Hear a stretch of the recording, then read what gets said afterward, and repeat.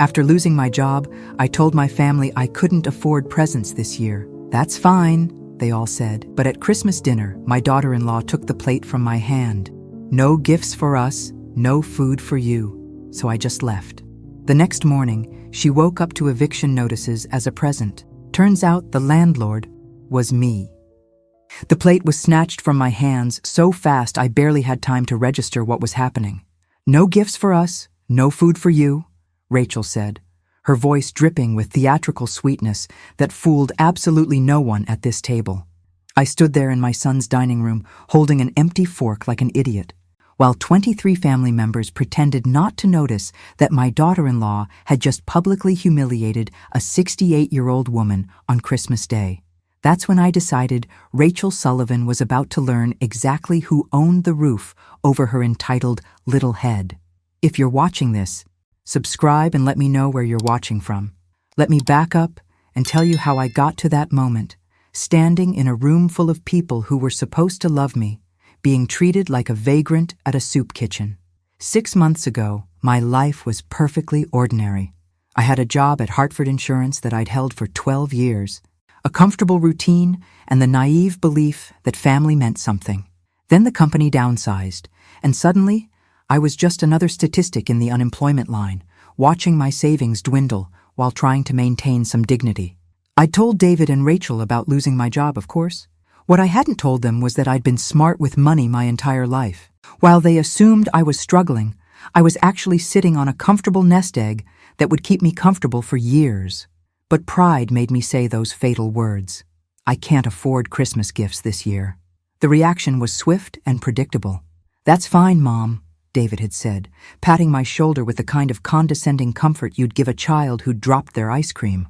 Rachel had nodded along, her smile just a little too bright, her relief just a little too obvious. No expensive gift obligations this year.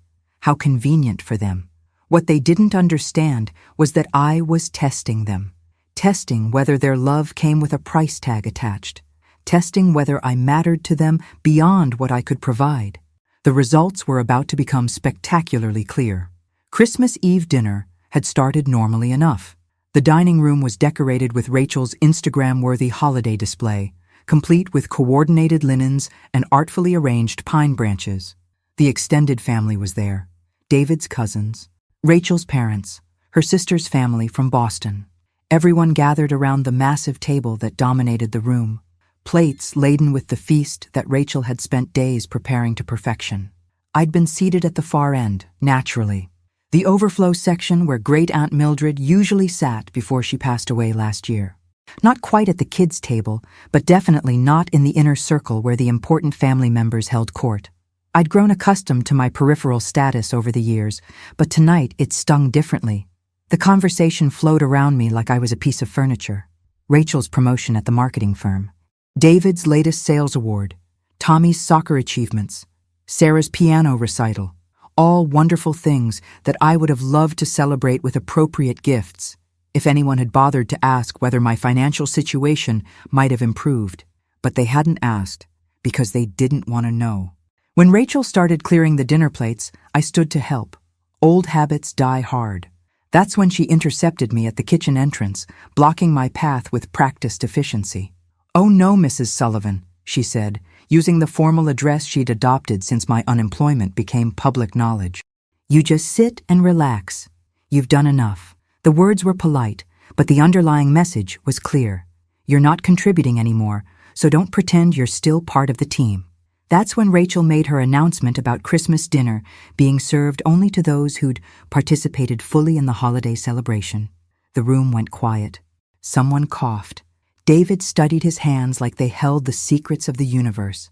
What none of them knew was that I held all the cards. Literally. Walking out of that house took every ounce of willpower I possessed, but I managed it with my head held high. I didn't slam the door. That would have given Rachel too much satisfaction. Instead, I simply collected my coat and purse, said Merry Christmas to the room at large, and left. The cold December air hit my face like a slap, but it felt cleaner than the atmosphere I'd just escaped. I sat in my car for exactly 3 minutes, letting the engine warm up and my anger crystallize into something more useful. Then I drove home to my modest apartment on Elm Street, poured myself a generous glass of wine, and opened my laptop. It was time to remind my dear daughter-in-law exactly who she'd been tangling with for the past 6 months. The property management company's website logged me in automatically. Muscle memory from years of handling my investments online. Sullivan Property Holdings LLC showed 11 active rental properties, including one particularly attractive colonial on Maple Drive. The tenant information was all there. David and Rachel Sullivan, lease initiated 3 years ago, never late on rent. Exemplary tenants who had no idea their landlord was the unemployed mother-in-law they'd just ejected from Christmas dinner. You see, when David and Rachel bought their dream house, they'd actually entered into a rent-to-own agreement. The previous owner, that would be me, operating through my LLC, had offered them what seemed like an incredibly generous deal. Low monthly payments, immaculate property maintenance, and a landlord who never bothered them with inspections or demands. They thought they'd hit the real estate lottery. What they didn't realize was that their benevolent landlord was subsidizing their lifestyle while living in a cramped apartment and clipping coupons for show. Every month, they paid me approximately 60% of what that house was actually worth in rent. The difference came out of my pocket, a gift I'd been giving them for 3 years without a word of acknowledgement. The irony was delicious. While Rachel was lecturing me about financial responsibility and cutting me off from family meals, she was living in a house I owned, enjoying below-market rent I provided, raising her children in bedrooms I'd decorated before they'd ever set foot in the place. I'd purchased the house specifically for them, actually. When they'd mentioned wanting to move to a better school district, but worrying about mortgage approval, I'd quietly bought the property through my LLC and crafted the perfect solution. David thought he'd negotiated the deal himself through a lucky connection at work.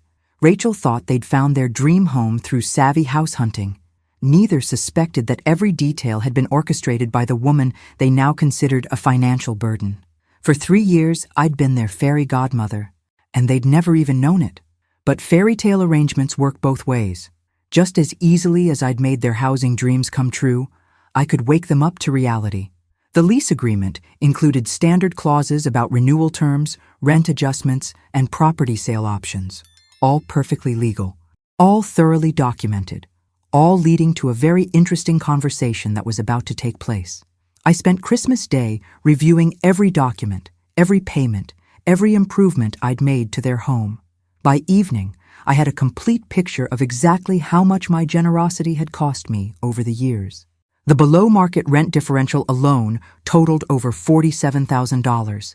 Add in the improvements, maintenance, and property taxes I'd covered, and David and Rachel had been living off my charity to the tune of nearly $70,000. $70,000 from the woman who was allegedly too poor to buy Christmas presents. The next morning, I called Mrs. Patterson at Prestige Property Management. "Margaret," she said warmly, "Merry Christmas. How was your holiday?" Patricia Morrison had been managing my properties for 15 years. She was one of the few people who knew the full scope of my real estate investments, and she'd never questioned my decision to maintain anonymity with certain tenants. "Educational," I told her. "I need to schedule a property inspection for Maple Drive. Full walkthrough, documentation, the works. And Patricia? I think it's time the tenants met their actual landlord."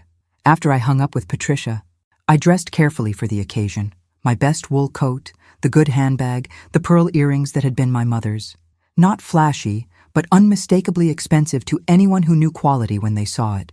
Then I drove to Maple Drive, parking across the street from the house I owned to wait for Mrs. Patterson to arrive. Patricia's car pulled up precisely at 2 o'clock, punctual as always.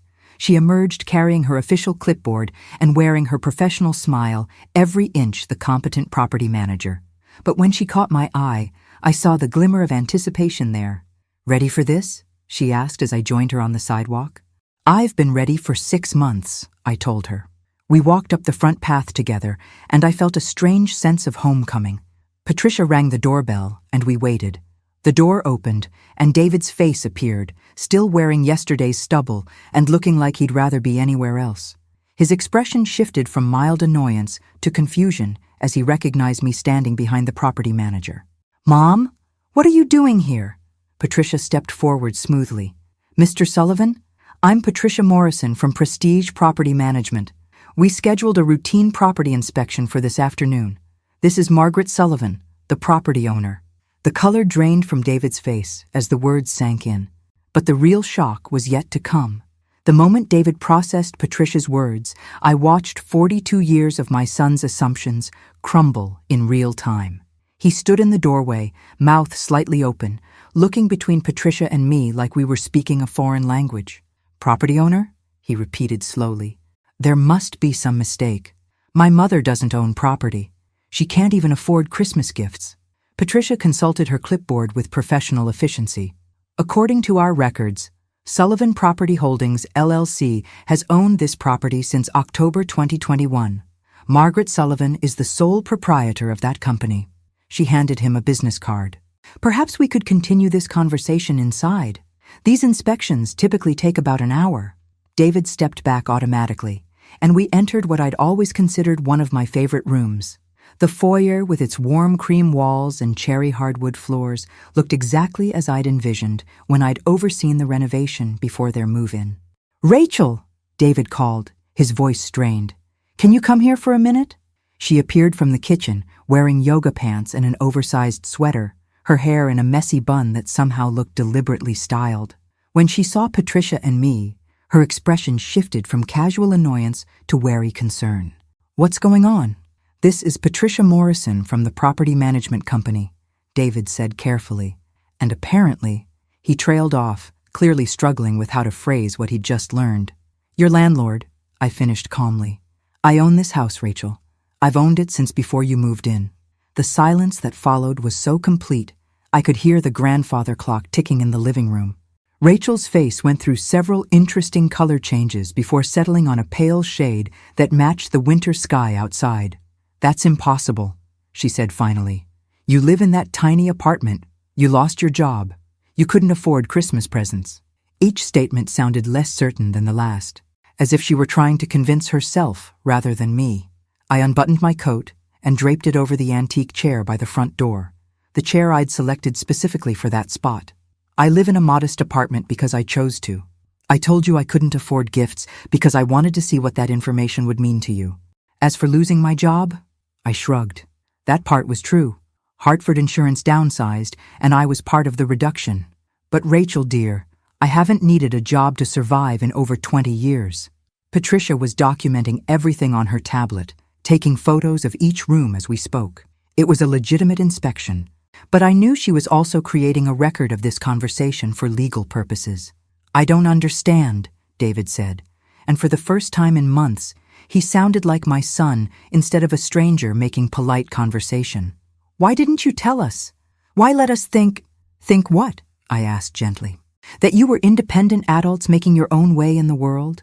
That you'd worked hard to find this beautiful home and negotiate this generous lease agreement? That your success was entirely your own doing?" I walked into the living room, noting the new throw pillows on the sofa, the ones that perfectly complemented the paint colors I'd chosen. I thought those were lovely illusions to maintain. Rachel followed us, her movements sharp and agitated. "This is crazy. You've been lying to us for years." "Have I?" I turned to face her directly. "When did I lie, Rachel? When you assumed I was struggling financially and I didn't correct you? When you decided I wasn't worth including in family decisions and I didn't argue? When you treated me like a burden and I accepted that role? I kept my voice level, conversational. I believe what you're experiencing is the difference between deception and simply not volunteering information that was never requested." David sank into his favorite armchair. "Jesus, Mom, all this time we've been paying rent to you, living in your house, and yesterday He couldn't finish the sentence. "Yesterday you decided that a woman who wasn't providing sufficient financial value to your family didn't deserve Christmas dinner," I completed. That was illuminating. We moved through the house systematically. The formal dining room where yesterday's humiliation had occurred. The family room with its built-in entertainment center and gas fireplace. Every detail had been chosen with care, designed to create the perfect family home for my son and his children. As we climbed the stairs to the second floor, David finally found his voice again. "Mom, I need to ask you something, and I need you to tell me the truth. I've always told you the truth, David. You just haven't always asked the right questions. Are we in trouble? Are you going to—" He paused, clearly struggling with concepts that had never occurred to him before. "Are you going to kick us out?" I stopped at the top of the stairs and turned to look at him. My son, my only child, who had stood silently yesterday while his wife humiliated me in front of our entire extended family. "That depends," I said calmly, "on what happens next." And that's when Rachel made the mistake that would determine everything that followed. "You can't just come in here and threaten us," she said, her voice rising with indignation. "We have rights. We've been model tenants. We've never missed a payment, never caused problems. You can't evict us just because you're angry about Christmas dinner." I smiled at her, the same polite smile I'd worn for years while she'd slowly erased me from her family's life.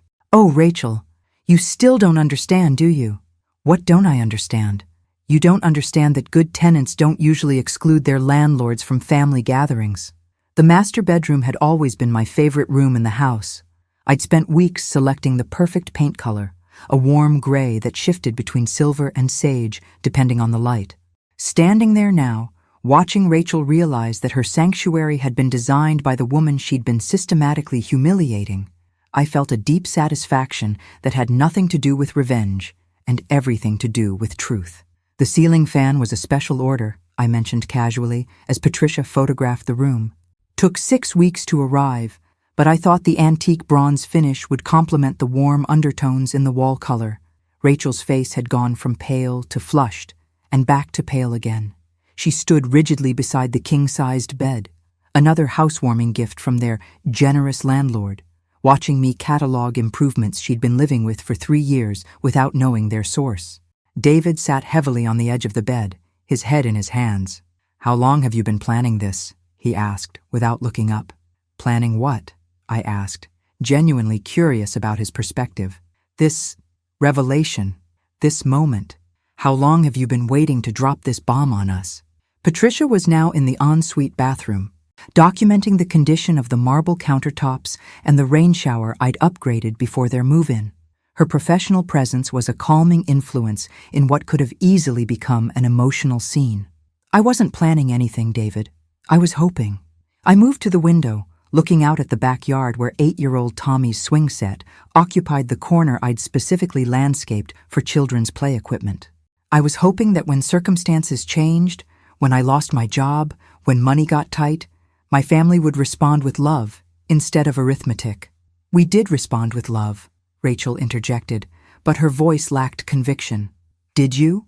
I turned back to face them, because from where I was sitting yesterday, love looked a lot like conditional acceptance based on financial contribution. David finally raised his head. "That's not fair, Mom. We've always included you." "Have you?" I kept my voice gentle, but I wasn't going to let that statement pass unchallenged. "When was the last time you invited me somewhere that didn't require me to bring something? When was the last time you called just to talk, not because you needed a babysitter or a favor?" We finished the inspection in the guest room, the room that had been intended as my occasional retreat when babysitting or visiting, the room where I'd imagined staying during holiday visits, close enough to help with children's nightmares or early morning excitement, the room I'd never actually used, because somehow I'd never been invited to stay overnight in my own house. Patricia completed her documentation and tucked her tablet into her bag. "Everything appears to be in excellent condition," she announced. "I'll have the report completed by tomorrow morning." "Thank you." "Patricia, I'll walk you out." At the front door, Patricia paused. "Will you be making any changes to the current arrangement?" she asked quietly. I glanced back toward the living room, where David and Rachel were having an intense whispered conversation. "I'll let you know by the end of the week," I said. After Patricia left, I returned to find David and Rachel sitting close together on the sofa, clearly having reached some kind of decision during my brief absence. "Mom," David said, standing as I entered the room, "we need to talk." "I'm listening." Rachel cleared her throat. "We want to apologize for yesterday. It was wrong, and we're sorry. We were stressed about the holidays, and we took it out on you." It was a perfectly crafted apology, the kind Rachel was skilled at delivering when the situation required damage control. But I'd heard enough of her professional presentations to recognize corporate speak when it was aimed at me. "Thank you for the apology," I said. "I accept it." Relief flickered across both their faces. "However," I continued, "an apology addresses the past. I'm more interested in discussing the future. David frowned. What do you mean? I mean that yesterday revealed something about our relationship that can't be fixed with words. You both made decisions about my value to this family based entirely on my perceived financial status. I looked around the room one more time, the room I'd designed as a gathering place for family memories, conversations, and connections. The room where yesterday I'd been treated like an unwelcome stranger. We start by acknowledging reality, I said. This is my house. You are my tenants. And our family relationship exists entirely separately from that business arrangement. Rachel's face went pale again. What does that mean? It means that loving family members and good tenants are two different categories. Yesterday, you failed to qualify for the first category. I picked up my coat and purse. Now we get to see which category you'll choose to focus on going forward. I was halfway to the door when David called after me. Mom, wait, are you going to evict us? I paused with my hand on the doorknob, considering how to answer that question honestly. David, I'm going to do exactly what any reasonable landlord would do when they discover their tenants don't respect them. The look of panic that crossed both their faces told me they understood perfectly what that meant. But what they didn't know was that I had one more revelation that would change everything. The call came at 7:30 the next morning. David's voice was strained, careful, like he was navigating a minefield with every word. Mom, could we talk? Rachel and I have been up all night discussing everything, and we'd like to understand the situation better. I was sitting in my kitchen, drinking coffee and reading the newspaper like any other Tuesday morning. Except yesterday, I detonated a bomb in the middle of my family's assumptions about reality, and now we were all dealing with the fallout. What would you like to understand, David? The financial arrangement, how this all works. He paused, clearly struggling with words that had never been part of his vocabulary before. Whether we're about to lose our home. Come over this evening, I said. 7 o'clock. We'll talk. They arrived promptly at 7, both of them looking like they'd aged years in the past 24 hours. Rachel carried a manila folder that she clutched like a lifeline, and David's usually confident demeanor had been replaced by something approaching humility. Coffee? I offered, leading them into my small living room. Please, Rachel said, and I was surprised by the genuine gratitude in her voice. As I prepared the coffee, I could hear them talking quietly in the living room, not the angry whispers of yesterday, but the subdued tones of people trying to solve a problem they were only beginning to understand. I returned with 3 mugs and settled into my favorite chair. You said you wanted to understand the situation, I began. What specifically do you want to know? David opened Rachel's folder and pulled out what appeared to be several printed documents. We looked up Sullivan Property Holdings online. The company owns 11 properties in Connecticut, all residential rentals. The total value is, he swallowed hard. The total estimated value is over $4 million. 4.2 actually, based on last year's assessments, I confirmed, though current market values would be higher. Rachel leaned forward. Margaret, I need to ask you something directly. Are you wealthy? I considered how to answer that question. Wealthy is a relative term. Am I financially secure? Yes. Do I have more money than I could spend in my remaining years? Probably. Have I been living modestly by choice rather than necessity? Absolutely. But why? David's voice was filled with genuine confusion. Why live in this apartment when you could afford anything? Why let us think you were struggling? Because I wanted to know who you really were when the stakes were low, I said simply. When you thought I needed you instead of the other way around. David pulled out the last document from their folder.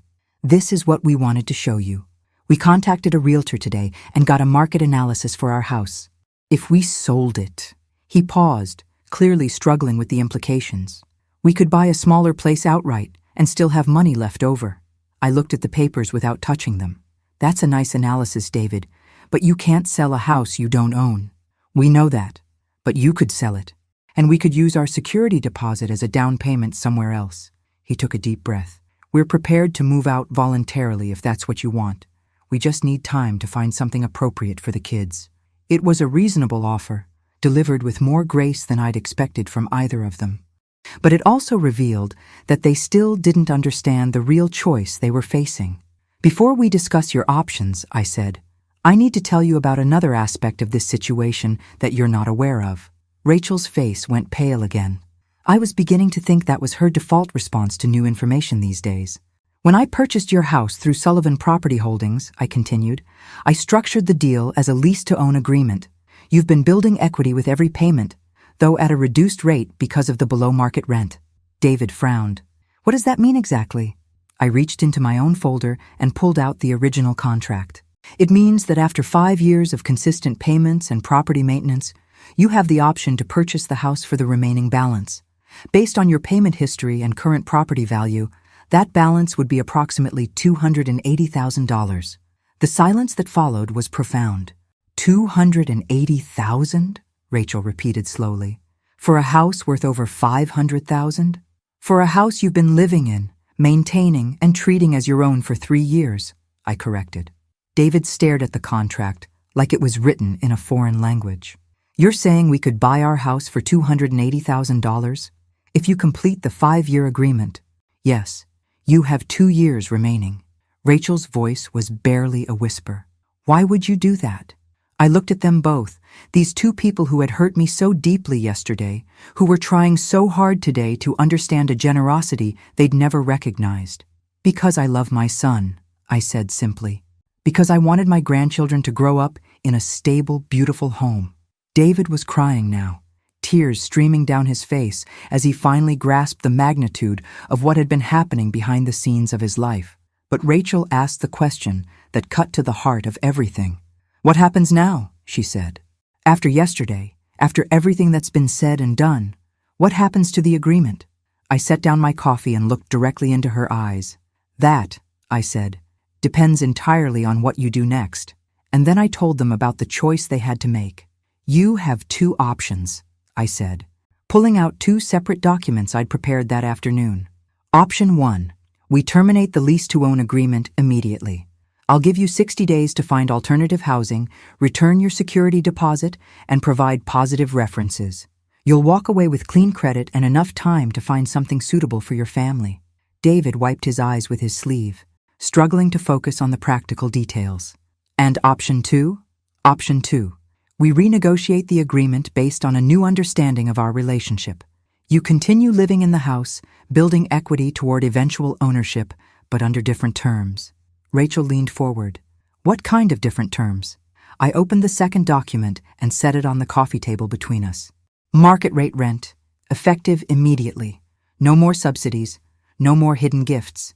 You pay what the house is actually worth, and you earn the purchase option through your own efforts rather than my generosity. The numbers on the page made Rachel gasp audibly. Market rate for their house was $3,400 per month, nearly double what they'd been paying. That's impossible, David said, scanning the figures. We can't afford that. My salary, Rachel's income, the kids' expenses. He trailed off, clearly running calculations in his head. Then you choose option 1, I said calmly. There's no shame in that choice. You've been living above your means with my help. And now you'll find something within your actual budget. Rachel was studying the document intently, her marketing mind clearly working through possibilities. What about the equity we've already built? Do we lose that if we leave? No. If you choose to leave, I'll purchase your equity position for fair market value. Based on your payment history and current property values, that would be approximately $47,000. David slumped back in his chair. So either we leave and downsize significantly, or we stay and struggle to make payments we can barely afford. Those are the financial realities, I confirmed. But there's a third element to both options that has nothing to do with money. They both looked at me expectantly. If you choose to stay, if you choose to pay market rate and work toward earning this house on your own merits, then we also rebuild our family relationship from the ground up. No more casual dismissals. No more conditional acceptance based on what I can provide. Rachel's voice was barely audible. What would that look like? It would look like respect, I said simply. It would look like including me in family decisions that affect me. It would look like acknowledging that I'm Tommy and 6-year-old Sarah's grandmother, regardless of my employment status or gift-giving capacity. David was crying again. But this time I thought the tears might be more about understanding than self-pity. Mom, I never realized. I never saw how we were treating you. I know you didn't, I said gently. That's what made it so painful. It wasn't malicious. It was worse than that. It was indifferent. Rachel set down the contract and looked at me directly. If we choose option 2, if we stay and pay market rate, how do we prove to you that we can do better? It was a fair question, and I appreciated that she was asking it. We start with small things, I said. Sunday dinners that I'm invited to because you want my company, not because you need a babysitter. Holiday celebrations where my presence matters more than my presence. David nodded slowly. And if we mess up? If we fall back into old patterns? Then we address it directly, instead of letting resentment build for years, I said. I take responsibility for my part in this too, David. I should have spoken up when I felt excluded. Rachel was quiet for a long moment, studying her hands. When she finally spoke, her voice was different, less defensive, more vulnerable. I owe you an apology that goes far beyond yesterday's dinner, she said. I've been threatened by you for years. Instead of learning from you, I've been pushing you away. It was the most honest thing Rachel had said to me in years. I never wanted to compete with you, I told her. I wanted to support you. David was looking between us like he was watching a revelation unfold in real time. So what do we do? What's the next step? I gathered up all the documents and returned them to my folder. You take these contracts home and discuss them privately. Really discuss them. Not just the financial implications, but what kind of family you want to be going forward. How long do we have to decide? Rachel asked. Take the time you need, but understand that staying in the house without a new agreement isn't an option. If you can't commit to market rate rent by January 1st, then we move forward with option 1. They stood to leave, both of them moving with the careful deliberation of people whose world had shifted fundamentally in the space of 2 days. At the door, David turned back to me. Mom, can I ask you something? Of course. If we choose to leave, if we decide we can't afford to stay, will you still be our family? Will you still be part of Tommy and Sarah's lives? The question broke my heart a little, because it revealed how completely he'd misunderstood the stakes of this situation. David, I said gently, my love for you and your children has never been contingent on where you live or how much rent you pay. What I've been fighting for isn't the right to be your landlord. I've been fighting for the right to be your mother. He nodded, tears threatening again, and they left. I sat in my quiet apartment afterward, thinking about the conversation and the choice they now faced. Part of me hoped they would choose to stay, to do the hard work of rebuilding our relationship while learning to stand on their own financially. What I knew for certain was that whatever they decided, it would be an honest decision based on truth rather than illusion. The next morning, my phone rang at 8 o'clock sharp, but the voice on the other end wasn't David or Rachel. It was someone I never expected to hear from again. Mrs. Sullivan? This is Janet Crawford from Hartford Insurance. I'm calling about your severance package settlement. I nearly dropped the phone. Hartford Insurance had laid me off 6 months ago with a standard severance package that I'd already received. There shouldn't be any settlement to discuss. I'm sorry. Could you repeat that? I said, sinking into my kitchen chair. The wrongful termination settlement, Mrs. Sullivan. The legal department has been trying to reach you for weeks. We have a substantial check waiting for you. My mind raced. I wasn't wrongfully terminated. The company downsized, and I was part of the reduction. It was completely legitimate. Janet's voice took on a careful, professional tone. Ma'am, I think there might be some confusion. Could you come in this afternoon? Mr. Peterson in legal needs to speak with you directly about the circumstances of your departure. 2 hours later, I sat across from James Peterson, Hartford's head legal counsel, in a conference room that smelled of coffee and expensive leather. The man looked uncomfortable, shuffling papers and avoiding direct eye contact. Mrs. Sullivan, I'm going to be frank with you. We made a mistake. What kind of mistake? Your termination was processed incorrectly. You weren't supposed to be included in the downsizing. Your department was actually being expanded, and your position was supposed to be promoted to senior claims director. I stared at him. That's impossible. My supervisor, Linda Parker, told me specifically that my position was being eliminated. Peterson's expression grew even more uncomfortable. Ms. Parker submitted falsified documentation about departmental restructuring. She recommended your termination to make room for her nephew's promotion. When our internal audit discovered the irregularities, we immediately began investigating. The room seemed to tilt slightly. Are you saying Linda got me fired to give my job to her nephew? I'm saying, Ms. Parker has been terminated for employment fraud, and we're prepared to offer you a substantial settlement along with immediate reinstatement to your rightful position. He slid a document across the table. The settlement amount made my eyes widen. 6 figures, more than I'd made in 2 years of salary. There's also the matter of your rightful position, Peterson continued. The senior director role comes with a 40% salary increase and a signing bonus. If you're interested in returning, we can have you back to work by Monday. I looked at the papers, thinking about David and Rachel at home, agonizing over contracts and decisions about a future they thought hung in the balance, thinking about how they'd spent 6 months treating me like a failure when I'd actually been the victim of fraud. I need to ask you something, Mr. Peterson. How long have you known about this situation? We discovered the irregularities 6 weeks ago. It's taken this long to complete our investigation and locate you for the settlement offer. 6 weeks. They'd known the truth for 6 weeks, while I'd been playing the role of the unemployed mother who couldn't afford Christmas gifts, while my own family had been treating me like a burden based on circumstances that were never real to begin with. The irony was so thick, I almost laughed out loud. I'll need some time to consider your offer, I said, gathering the papers. I drove home in a daze, the settlement papers on the passenger seat like evidence of some cosmic joke. Everything. The job loss, the financial testing, the dramatic revelations about property ownership, all of it had been built on a foundation that was crumbling, even as I'd been constructing my elaborate lessons about family loyalty. My phone buzzed with a text from David. Can we meet tomorrow morning? Rachel and I have made our decision. I stared at the message, thinking about the choice they'd been wrestling with, the financial calculations they'd been running, the soul-searching they'd been doing about what kind of family they wanted to be. All of it based on the premise that I was a woman who'd lost her job and needed to test their love to feel secure. But now I wasn't that woman anymore. Now I was a woman who'd been wrongfully terminated, who was being offered a substantial settlement and a better job than I'd ever had. A woman whose entire narrative about herself and her circumstances had just been rewritten by a lawyer in a conference room. I called David back instead of texting. "Hi, Mom," he said, and his voice was different, warmer, more open than it had been in months.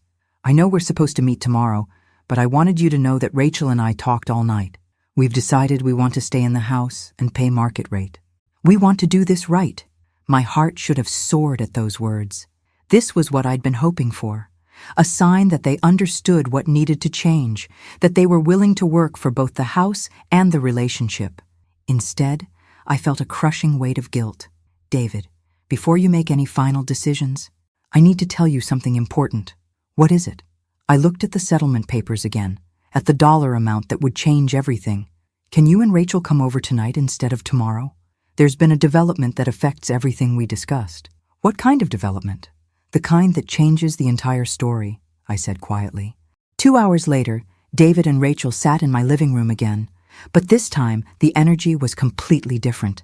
They'd arrived holding hands, presenting a united front, ready to take responsibility for their mistakes and work toward a better relationship.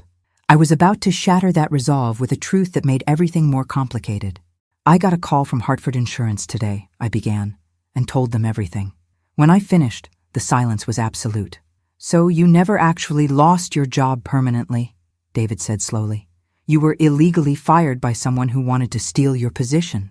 And now they're offering you your job back with a promotion and a settlement," Rachel added, clearly struggling with the numbers. "Yes. So the financial testing, the property revelations, all of it," David trailed off. "All of it was based on circumstances that weren't real," I finished. "I've been playing the role of someone who lost her job and needed to test your loyalty, when the truth is, I was a victim of workplace fraud the whole time." But as I looked at their faces, at the hope and confusion and determination there, I realized we still had one more choice to make. And this time, it would be based on who we really were, not who we thought we had to be. The next morning brought another phone call that changed everything again. This time, it was Patricia from Prestige Property Management, and her voice carried an urgency I'd never heard before. "Margaret, we have a problem. The Hendersons next door to your Maple Drive property called this morning. There was a break-in last night, and they're concerned about suspicious activity around your house. I sat up straighter in bed. What kind of break-in? Someone forced entry through the back door. The police were called, but by the time they arrived, whoever it was had gone. Nothing appears to be missing, but there are signs someone was searching through papers in David's home office. My blood ran cold. Are David and Rachel okay? The children? They weren't home, according to the neighbors. They left yesterday evening and haven't returned. I tried calling David's number, but it goes straight to voicemail. I was already reaching for my clothes. I'll be there in 20 minutes. The drive to Maple Drive felt like an eternity. 2 police cars were parked in the driveway when I arrived. I identified myself to the officer at the door as the property owner and was escorted inside to survey the damage. The back door frame was splintered where someone had forced it open. In David's office, papers were scattered across the floor, desk drawers pulled out, filing cabinet hanging open. But the expensive electronics were untouched, the children's toys undisturbed. This wasn't a random burglary. Detective Morrison, a tired-looking woman in her 40s, showed me through the scene. Whoever did this was looking for something specific. Documents, most likely. Any idea what someone might want from your tenant's files?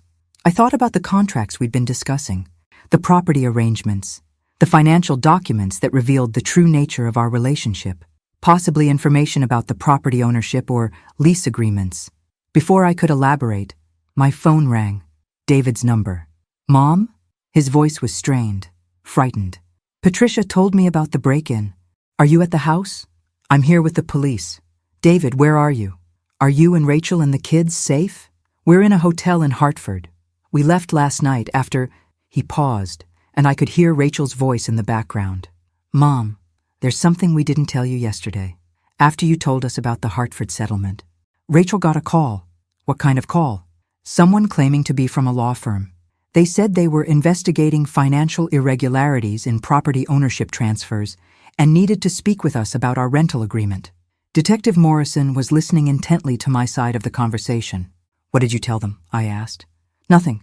Rachel thought it was strange timing, calling right after we'd learned about your situation, so we decided to pack some things and leave until we could figure out what was going on. Smart woman, that Rachel. Her marketing background had apparently given her good instincts about suspicious timing. David, I need you to stay where you are. Don't come back to the house until we understand what's happening. Detective Morrison gestured for the phone. Mr. Sullivan, this is Detective Morrison with Hartford Police. Can you describe the person who called you? I could hear David putting the call on speaker. It was a man, professional sounding. He said he was from Goldman and Associates, representing some kind of investigation into elder financial abuse cases. The detective and I exchanged glances. Did he give you any specifics about this investigation? She asked. Rachel's voice came through the phone now. He mentioned Margaret by name. Said there were questions about whether she was using property ownership to manipulate family members financially. He wanted to meet with us to discuss our situation as potential victims. The pieces started clicking together in my mind, and the picture they formed made my stomach drop. Detective, I said quietly, I think someone is trying to steal my property. What makes you say that? I thought about the timing, the call coming immediately after David and Rachel learned about my Hartford settlement, the break-in happening the same night they'd wisely decided to leave. Someone wants to create a legal case that I'm financially abusing my family through property manipulation. Detective Morrison nodded grimly. It's an increasingly common scam.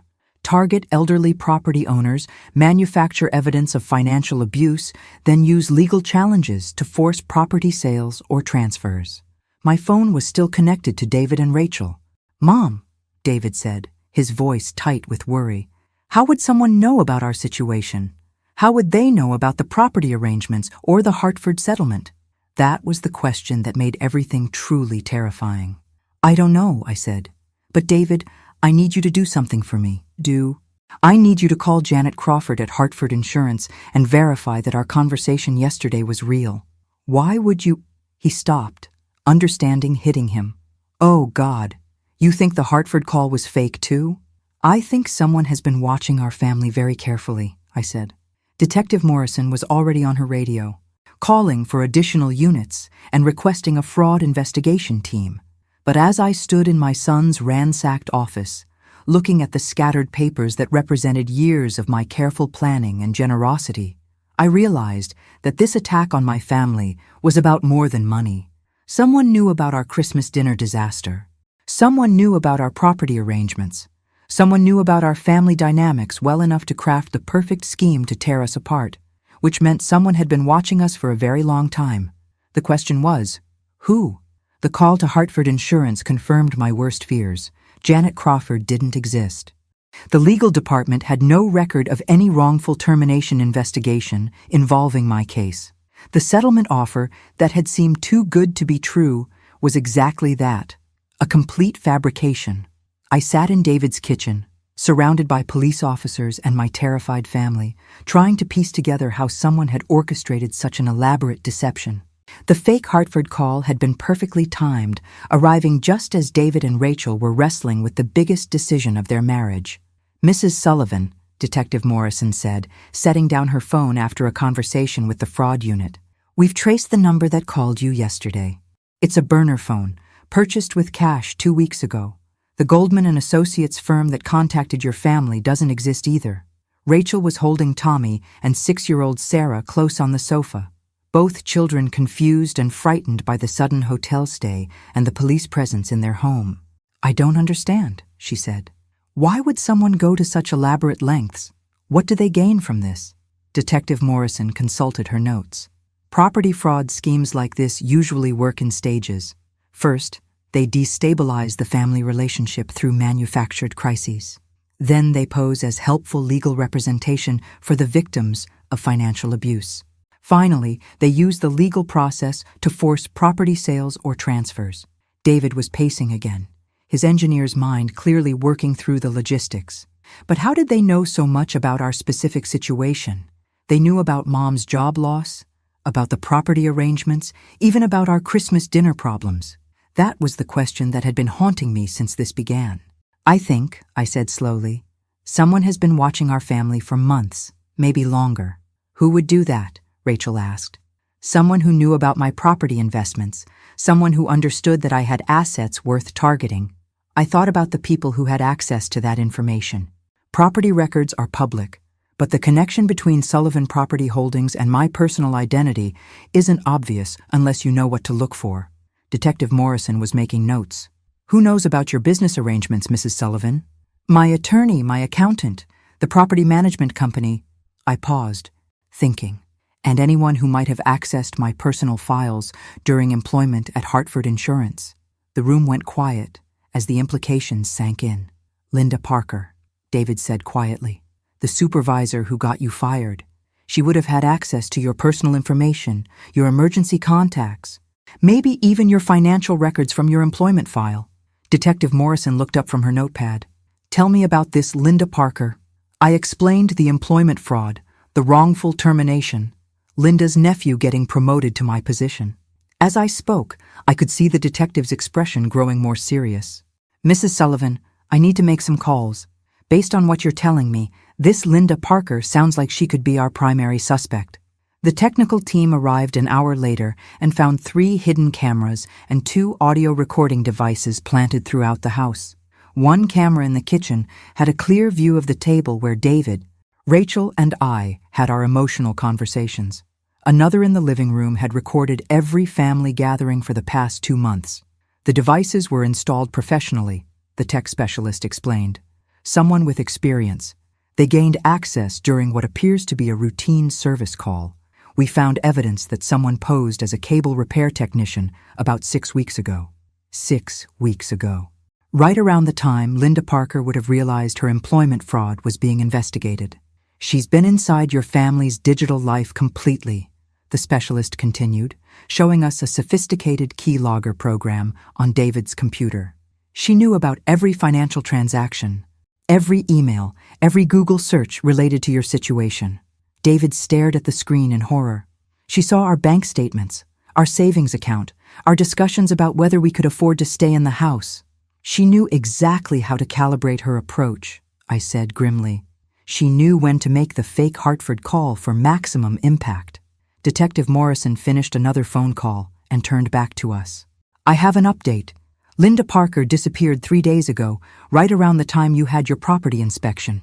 Her apartment is empty, her car is gone, and she never reported to her probation officer. Probation officer? Rachel asked.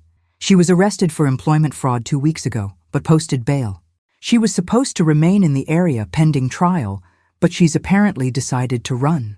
I thought about the elaborate deception, the psychological manipulation, the way Linda had used our own family dynamics against us. Detective, is she working alone? We don't think so. The level of sophistication suggests this is part of a larger operation.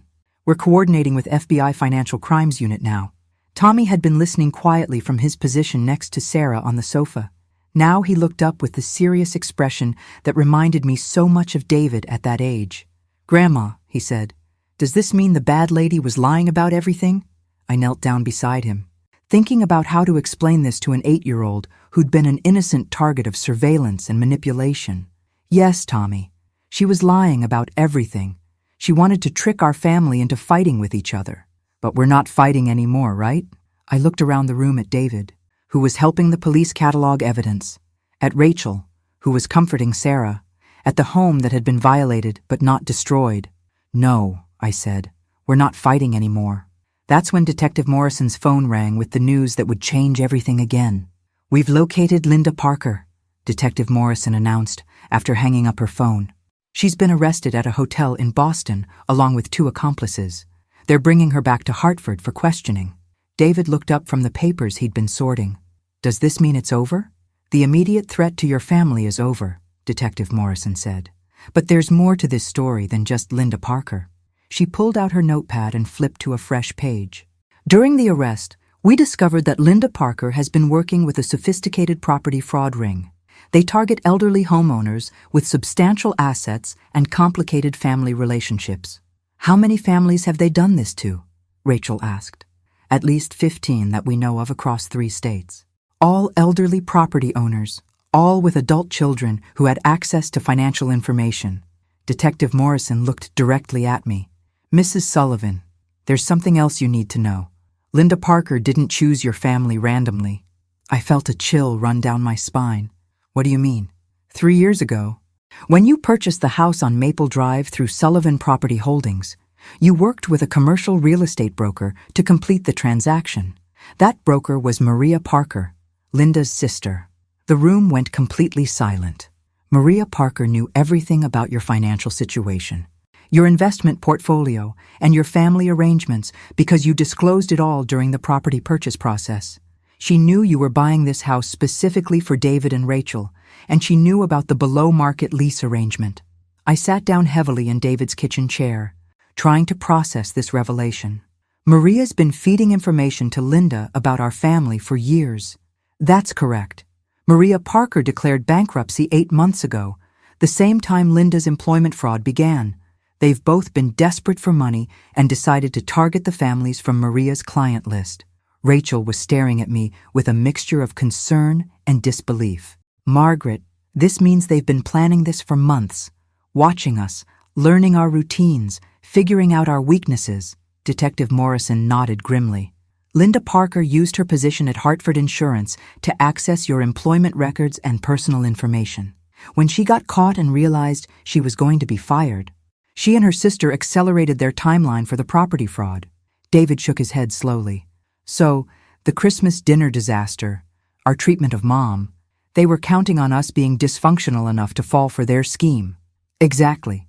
They needed evidence of family conflict to support their elder abuse allegations. The surveillance equipment was gathering that evidence for months." I thought about Sarah, my 6-year-old granddaughter, innocently talking to Linda during her neighborhood photography sessions. The violation felt even more personal now. "Detective," I said, "what happens to families who fall for this type of scheme? Usually they end up losing their properties for far below market value, and the family relationships are destroyed permanently. The victims often don't realize they've been scammed until years later." Tommy tugged on my sleeve. "Grandma, are the bad ladies going to jail?" "Yes, sweetheart. They're going to jail for a very long time." Detective Morrison packed up her equipment as the technical team finished documenting the surveillance devices. Mrs. Sullivan, I have to say, in 20 years of investigating fraud cases, I've never seen a family come out of something like this stronger than when they went in. Rachel was quiet for a long moment, then asked the question I'd been dreading. Margaret, where does this leave us? With the house? With the contracts? With everything we've been discussing?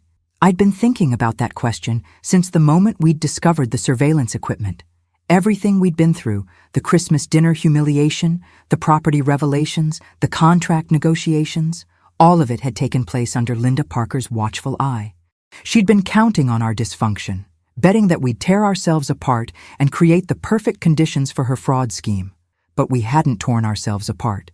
Despite everything, despite months of manipulation and surveillance and psychological pressure, we'd started to find our way back to each other.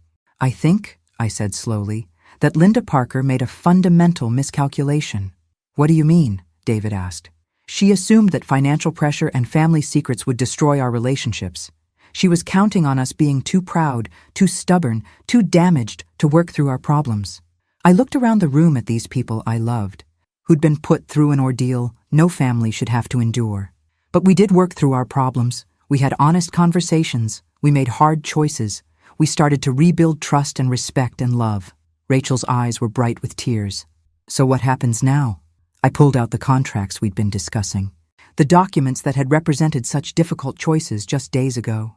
Now we make decisions based on who we really are, not who Linda Parker wanted us to become. I tore up both contracts. Margaret, David protested. What are you doing? I'm starting over, I said, with a clean slate and complete honesty. And then I told them what I'd really decided. I'm giving you the house, free and clear. No more rent, no more contracts, no more property management companies. I'm transferring the deed to your names. The silence that followed was profound. Rachel was the first to speak. Margaret, we can't accept that. It's too much. You're not accepting it, I said gently. You're receiving it. There's a difference. But Mom, why? David asked, his voice rough with emotion. After everything that's happened, after the way we treated you. Because family isn't about keeping score, I said. It's about loving each other even when we mess up. But I had one more thing to tell them first. There's something else, I said, pulling them both into a hug. Linda Parker made me realize something important. She was counting on our family being too broken to survive her manipulation. She thought we'd destroy ourselves and make her job easy. I pulled back to look at both their faces. But we didn't destroy ourselves. We fought for each other. We chose love over pride, honesty over comfort, connection over control. We proved that our family is stronger than her schemes. Detective Morrison was smiling as she finished packing her equipment. The FBI will need statements from all of you over the next few weeks, but the criminal case against Linda and Maria Parker is solid. You'll likely be asked to testify at their trial. What about the other families they targeted? Rachel asked. With your case as evidence, we've been able to contact 12 other families and warn them about the scheme. Several property transfers have been stopped, and we're working to help victims recover their losses. After the police left, we sat in the quiet kitchen, trying to process everything that had happened. The house felt different now, not violated, but reclaimed. The surveillance equipment was gone, the locks had been changed, and for the first time in months, we were truly alone as a family. I can't believe we almost lost each other over something that wasn't even real, David said quietly. But we didn't lose each other, Rachel pointed out. Even when we thought Margaret was testing us, even when we were angry and confused, we still chose to work things out. Tommy looked up from his coloring book. Grandma, does this mean you'll come to our house for dinner every Sunday? If you want me to. And Christmas too? I looked at Rachel, who was nodding through her tears. Especially Christmas, I said. And you're really giving us the house? Sarah asked, her 6-year-old mind struggling to understand the concept. It was always meant to be your house, sweetheart. I just wanted to make sure your parents understood how much family means. Rachel wiped her eyes with her sleeve. What happens now? I mean, practically speaking? Practically speaking, you call your lawyer tomorrow and we start the paperwork to transfer the deed. You change all your passwords and security systems. You install better locks and maybe a security camera system that you control. I paused, thinking about the bigger picture. And we start over as a family. No more hidden arrangements, No more testing, no more conditional love based on circumstances. We build something honest and strong and real. David was crying again, but this time they were tears of overwhelming gratitude rather than guilt or confusion. Mom, I need you to know something. Even before we found out about the fraud, even when we thought you were testing us, Rachel and I had decided we wanted to try harder. We wanted to be the family you deserved. And I need you to know something too, I said. Even when I was angry, even when I felt excluded and unappreciated, I never stopped loving you. I never stopped hoping we could find our way back to each other. 6 months later, we gathered around the same dining room table where I'd been humiliated and excluded. But this time, I was sitting at the head of the table, carving the turkey I'd brought to share. Rachel had made her famous stuffing. David was managing the children's excitement about presents, and the house was filled with the sound of a family that had fought for each other and won. Linda and Maria Parker were serving federal sentences for organized fraud. The FBI had used our case as a model for identifying and prosecuting similar schemes across the country. 12 other families had been contacted and offered support in recovering their losses. But the real victory wasn't in the courtroom. It was here, in this house, with these people who'd learned that love isn't about what you can provide or receive. It's about showing up, paying attention, and choosing each other every single day. As I watched Tommy and Sarah tear into their Christmas presents with 8- and 6-year-old enthusiasm, I realized that sometimes the best gifts are the ones you almost lose. Family, trust, second chances, home. The gifts that matter most are always free. And sometimes when someone tries to destroy what you have, they end up showing you exactly how strong it really was. Thanks for listening. Don't forget to subscribe and feel free to share your story in the comments. Your voice matters.